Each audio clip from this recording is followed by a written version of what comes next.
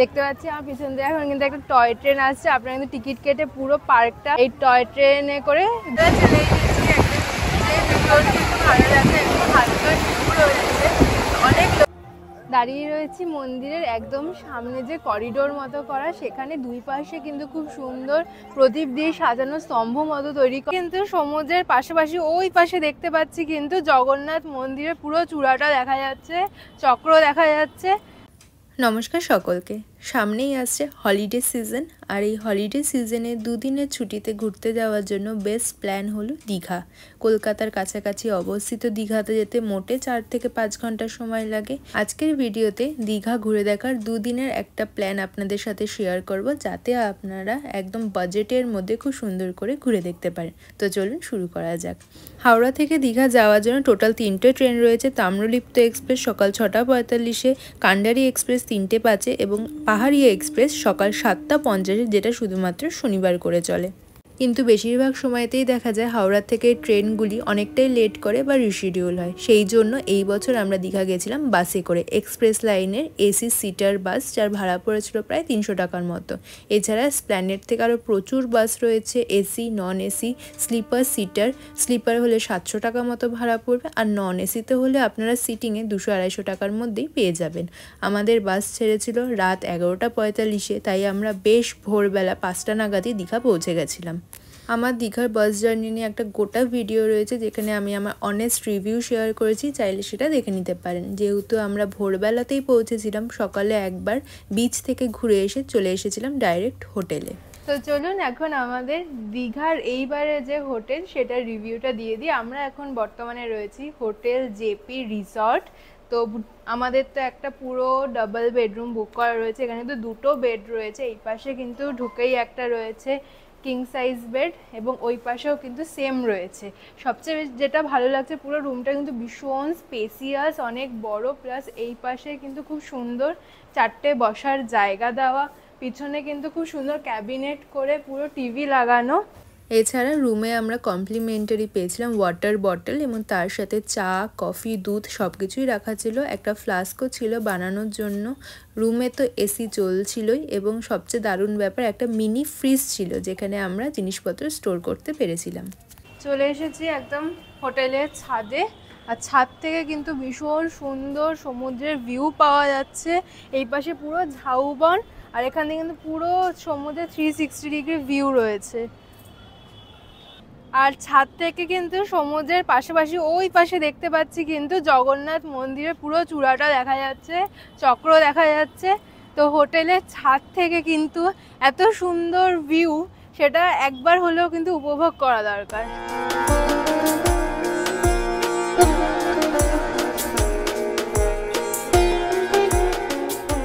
আমাদের হোটেলটা তো দেখালামই। আমাদের হোটেল কিন্তু দীঘার বিচ থেকে একদম পায়ে হাঁটা ডিস্টেন্স 2 মিনিট, এবং আমাদের হোটেলের পাশে প্রচুর কিন্তু হোটেল ছিল দীঘার পাড় বরাবর। এখন অনেক দারুণ দারুণ 5 স্টার লেভেলের কিন্তু হোটেল হয়ে গেছে, এবং এই প্রত্যেকটা হোটেলেরই প্রাইস প্রায় 3 থেকে 3,500 টাকা মতো থাকে। পিক সিজনে কিন্তু আরও বেশি হতে পারে, এবং এই হোটেলের অনেকগুলোতেই কিন্তু সুইমিং পুল অ্যাভেলেবেল ছিল। আমাদের হোটেলেও কিন্তু দারুণ একটা সুইমিং পুল ছিল, সেইটারও পুরো রিভিউ আপনাদের দেখাবো, আপনারা ধীরে ধীরে দেখতে থাকুন।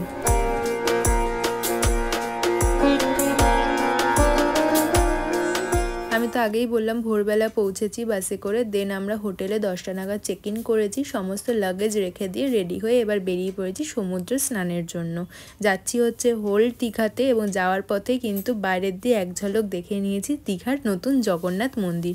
বাইরের দিয়ে তো দেখতে ভীষণ গ্র্যান্ড লাগছে, ভেতরটা আপনাদের পরে ঘুরে দেখাবো।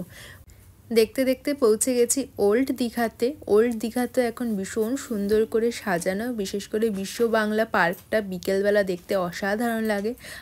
আমরা যে সময় পৌঁছেছিলাম তখন জোয়ার শুরু হয়ে গেছিলো, আপনারা দেখে বুঝতেই পারছেন এত ঢেউ জোয়ারের সময়। এই সময় কিন্তু কাউকেই সমুদ্রে নামতে দেওয়া হয় না, ওখানে সব কোস্ট গার্ডরা থাকেন যারা নামতে বারণ করে। তাই আমরা কিন্তু পার্ক থেকেই সমুদ্র উপভোগ করলাম, এবং এই পার্কে বেশ কিছুক্ষণ সময় কাটালাম। এবং ওল্ড দীঘাতে হাঁটতে হাঁটতে চলে এসেছিলাম এই দীঘা ফরেস্টে। এখানে আসলে কিন্তু পুরো অন্যরকম একটা ফিলিং হয়। সেখান থেকে আবার টোটো করে চলে এসেছি নিউ দীঘাতে। এই হলো আমাদের হোটেল। সামনেই ওই দূরে আপনারা দেখতে পাচ্ছেন ওয়াচ টাওয়ার, ওটাই বিচ, এবং সাইডেই হচ্ছে দীঘার মার্কেট। এই মার্কেটে একটা দোকানে চলে এসেছি দুপুরে লাঞ্চ করার জন্য। লাঞ্চে আমাদের প্রচুর আইটেম আমরা ট্রাই করেছিলাম। প্রথমে ছিল নর্মাল ভাত, তার সাথে ঝুরি আলু ভাজা, ডাল, পমফ্রেট, তার সাথে চিকেন, এবং ট্রাই করেছিলাম মাটনও। মাটনটা কিন্তু অসাধারণ খেতে ছিল। এবং এরপরে নিয়েছিলাম কিন্তু কাঁকড়া, একটা জায়েন্ট সাইজের কাঁকড়া ছিল, এবং তার সাথে কিন্তু চিংড়ি মাছটাও ট্রাই করেছিলাম। এই দোকানের প্রত্যেকটা খাবার অসাধারণ লেগেছে খেতে। আপনারা আসলে কিন্তু একবার ট্রাই করে দেখতে পারেন। এরপর হোটেলে গিয়ে একটুখানি বিশ্রাম নিই। বিকেলবেলা বেরিয়ে পড়েছি দীঘার এখনকার দিনে সবচেয়ে বেশি অ্যাট্রাকশন যেটা, দীঘার জগন্নাথ মন্দির। চলুন পুরো জগন্নাথ মন্দিরটা এবার আপনাদের ঘুরিয়ে দেখাবো। প্রথমে একটা কাউন্টারে জুতো জমা রেখে হেঁটে হেঁটে এগিয়ে এলাম। 2 নম্বর গেট দিয়ে ঢুকবো। আপনাদের কিন্তু অতটা খালি পায়ে হেঁটে আসতে হবে। যাই হোক, আমরা প্রায় বিকেলই পৌঁছেছিলাম, এই জন্য কিন্তু দিনের আলোতে খুব সুন্দর মন্দিরটা দেখা যাচ্ছিল। মন্দিরে ঢোকার রাস্তার দুই দিকে প্রচুর ফুল বাগান। আপনারা যখন শীতকালে যাবেন আরও কিন্তু প্রচুর ফুল দেখতে পারবেন। যেরকম পুরীর জগন্নাথ মন্দিরের সামনে রয়েছে গরুর স্তম্ভ, সেরকমই এখানেও রয়েছে একটি গরুর স্তম্ভ। তাছাড়া কিন্তু যত অন্ধকার হচ্ছিল তত যেন দেখতে সুন্দর লাগছিল। রাখা রয়েছে একদম যেরকম পুরীর রথ হয় সেটারই একদম একটু ছোট সংস্করণ করে তৈরি করা। তো এতদিন পরে এসে রথ দেখতে পেরে কিন্তু ভীষণ ভালো। মন্দিরের চারপাশটা তো আপনাদের ঘুরে দেখালামই। এবার চলুন ধীরে ধীরে মন্দিরের ভেতরে প্রবেশ করা যাক। প্রথমেই মন্দিরের যে পর্বটা রয়েছে তার ভেতরে দেখলাম ভগবান নারায়ণের একটি মূর্তি রয়েছে। তারপরেও কিন্তু রয়েছে আরও একটি পর্ব। টোটাল 3টে পর্ব রয়েছে মন্দিরটাতে, এবং লাইট জ্বালানোর পর কতটা সুন্দর লাগছে সেটা তো আপনারা দেখতেই পাচ্ছেন। চলুন ধীরে ধীরে এবার যে মূল গর্ভগৃহ তার সামনে এগিয়ে যাই। এই মন্দিরের চূড়াতেও কিন্তু পুরীর মন্দিরের মতো চক্র লাগানো রয়েছে, এবং এই ধ্বজাও কিন্তু প্রত্যেক দিন পরিবর্তন করা হয়।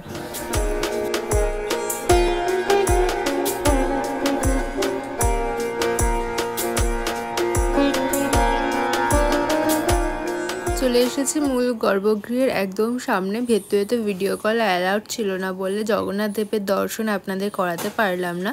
তবে বিকেলবেলা বেশ ফাঁকা ফাঁকাই ছিল, খুব ভালো করে দর্শন হলো, এবং ভেতরে তখন সন্ধে পুজো চলছিল, যেটা দেখতে আরও ভালো লাগলো। মন্দির থেকে বেরিয়ে দেখলাম মন্দিরের চারিপাশে আরও ছোট ছোট অনেক মন্দির আছে। ভগবান নৃসিংহদেব, বিমলা দেবী সবারই কিন্তু দর্শন হচ্ছিল, যেমন পুরীর মন্দির চত্বরে সমস্ত দেবতাদের মন্দিরগুলো আছে সেই হিসাবে। এবার আমরা মন্দির থেকে বেরিয়ে যাচ্ছিলাম। বেরোনোর পথে হাতে হাতে প্রসাদ দেওয়া হচ্ছিল, এবং এই প্যাকেটে করে 50 টাকার বিনিময়েও প্রসাদ বিক্রি হচ্ছিল। তাছাড়া এই মন্দিরের যে রান্নাঘর তার সামনে দেখলাম জগন্নাথ দেবের দুপুরের যে ভোগ সেটাও বিক্রি হচ্ছিল 100 টাকার বিনিময়। আপনারা চাইলে কিন্তু সেই প্রসাদ সংগ্রহ করতে পারেন। দীঘা জগন্নাথ মন্দির ভোর 5টা থেকে রাত 9টা অবধি খোলা থাকে। মাঝে দুপুর 12টা থেকে 4টে অবধি খালি বন্ধ থাকে। আমরা সন্ধেবেলায় সেখান থেকে বেরিয়ে আসলাম এবং এলাম নিউ দীঘারই একটা দারুণ জায়গাতে। দীঘা জগন্নাথ মন্দির দেখে আসার পর চলে এসেছি নিউ দীঘারই একটা দারুণ অ্যাট্রাকশন, সেটা হলো ঢেউসাগর পার্ক। প্রচুর কিন্তু এখানে রাইডস রয়েছে, আর খুব সুন্দর কিন্তু লাইট দিয়ে সাজানো। দেখতে পাচ্ছি আমার পিছন দিয়ে এখন কিন্তু একটা টয় ট্রেন আসছে। আপনারা কিন্তু টিকিট কেটে পুরো পার্কটা এই টয় ট্রেনে করে ঘুরে দেখতে পারেন। তো চলুন আমাদের সাথে পুরো ঢেউসাগরটা আপনারাও ঘুরে দেখুন।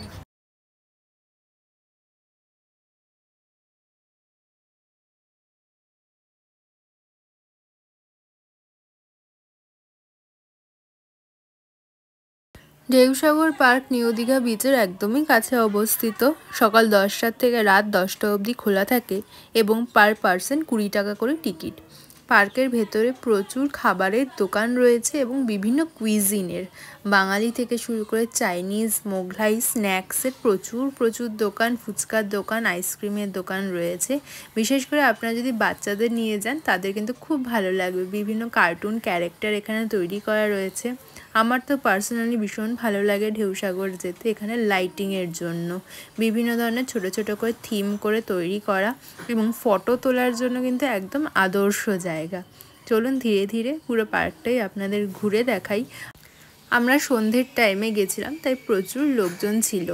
এবং সবচেয়ে বেস্ট হলো এই পার্কের সাইডেই কিন্তু একদম সমুদ্র রয়েছে, যার জন্য সমুদ্রের আওয়াজও শোনা যাচ্ছিল এবং এই ঝাউবনগুলো দেখতে খুব ভালো লাগছিল। এখানকার মূল অ্যাট্রাকশন কিন্তু এই ময়ূরপঙ্খী নৌকাটা। এর আগে যখন এসেছিলাম তখন আরও সুন্দর করে সাজানো ছিল, আর দেখলাম বিভিন্ন ধরনের রাইডসও কিন্তু এইবার এখানে রয়েছে।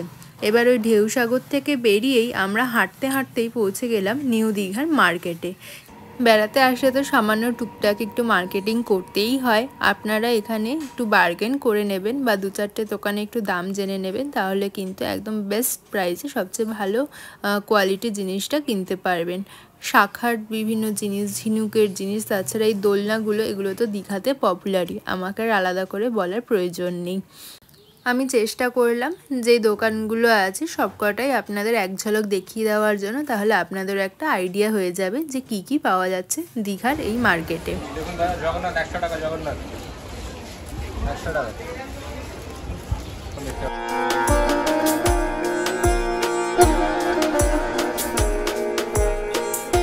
বিভিন্ন গিফট আইটেমের পাশাপাশি এই দীঘার মাছ ভাজার দোকান, এবং ইদানিং দেখলাম কাবাব কিন্তু খুব পপুলার হয়েছে, কাবাবের অনেকগুলো স্টল রয়েছে। তো কারা কারা এই দীঘাতে এসে মাছ ভাজা খেতে ভালোবাসে আমাকে কিন্তু কমেন্টে একদম জানাতে ভুলবেন না। আর এই বছর দেখলাম বাচ্চাদের কিন্তু এত সুন্দর এই ব্যাটারি গাড়িগুলো দেখে তো আমারই চড়তে ইচ্ছা করছিল।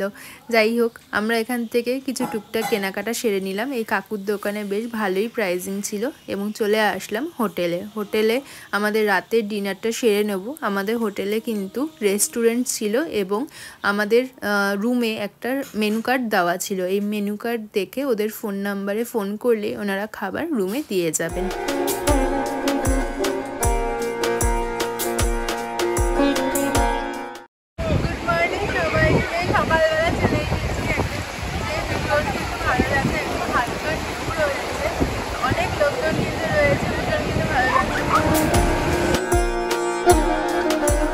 যেহেতু আজকে আমরা হোটেল থেকে চেক আউট করে যাব, তাই একদম ভোরবেলা চলে এসেছি বিচের কাছে। দেখলাম এখানে স্পিড বোট চলছে, পার পারসন 100 টাকা করে, কিন্তু প্রচুর লোক এনজয় করছে। আমরা বিচ থেকে এবার চলে আসলাম আমাদের হোটেলে, কারণ আমাদের রুমের সাথে কিন্তু কমপ্লিমেন্টারি ব্রেকফাস্টও ফ্রি ছিল। ব্রেকফাস্টে প্রচুর আইটেম ছিল, যেরকম এগ ভুজিয়া ছিল, লুচি আলুর দম ছিল, তার সাথে পোহা ছিল, ইডলি ছিল। তার মানে আপনারা বাঙালি, সাউথ ইন্ডিয়ান সব ধরনেরই কিন্তু এখানে মেনু পেয়ে যাবেন। মেনুটা যদিও রোজ চেঞ্জ হয়, তার সাথে ব্রেড, বাটার, গরম দুধ, চা, কফি সব কিছুই অ্যাভেলেবেল। ওখান বুফের থেকে নিয়ে আমরা চলে গেছিলাম রেস্টুরেন্টে বসার জন্য, এবং এরপরে এখানকার যে মেন অ্যাট্রাকশন সেটা হলো পুল। এই হোটেলে কিন্তু ভীষণ ভালো একটা সুইমিং পুল আছে, যার সাথে কিন্তু জাকুজি এবং আরও অনেক কিছু ইনক্লুডিং। সবটাই আপনাদের এক এক করে দেখাবো, আপনারা দেখতে থাকুন।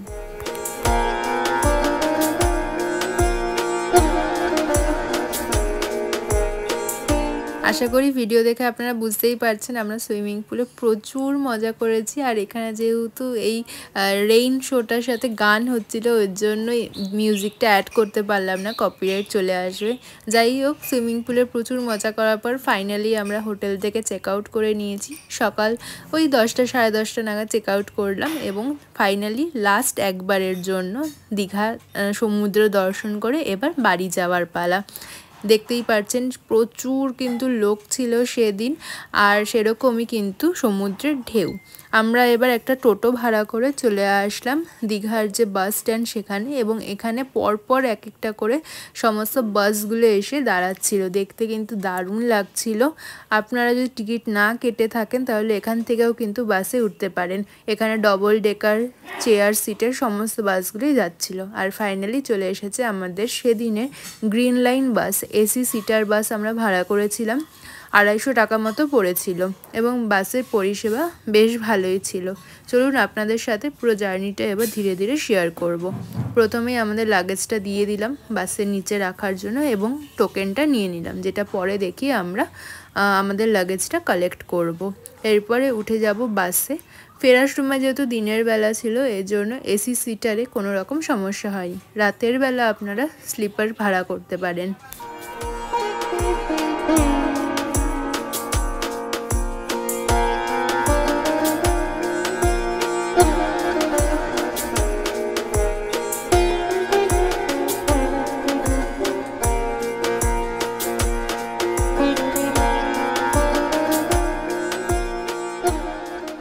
দীঘার থেকে বেরোনোর পথে চোখে পড়লো আইকনিক বিশ্ব বাংলা গেট। আসার সময় তো ভোরবেলা ঘুমিয়েই থাকি, সেই সময় আর দেখা হয় না। যাই হোক, গ্রিন লাইনের বাস আমাদের ছিল দুপুর 1:40-এ। বাস একদম ঠিকঠাক টাইমে এসেছিল এবং 2টো নাগাদ দীঘার থেকে ছেড়ে দিয়েছিল। তার আগে আমরা লাঞ্চ করে নিয়েছিলাম এবং বাসে আমাদের ঠিকঠাক জার্নি হয়েছে। যেহেতু সেই দিনটা একটা ছুটির দিন ছিল, তাই কলকাতাতে আমরা খুব একটা জ্যাম পাইনি। অনেক সময় উইকডেতে কিন্তু কলকাতা ঢোকার মুখে বেশ জ্যাম পাওয়া যায়। আর সাঁতরাগাছি জায়গার রাস্তাটা একটু খারাপ বলে জার্নিটা মোটামুটি হয়েছে। আশা করছি সে রাস্তাও কিছুদিনের মধ্যে ঠিক হয়ে যাবে। আসার পথে ভিক্টোরিয়া দেখতে পেলাম, দেখে কিন্তু খুব ভালো লাগছিল যে ফাইনালি আবার কলকাতা পৌঁছে গেছি। এবং আশা করছি আপনাদেরও এই দীঘার ভিডিওটা ভালো লাগলো। সব মিলিয়ে আমাদের খরচা খুব একটা বেশি হয়নি।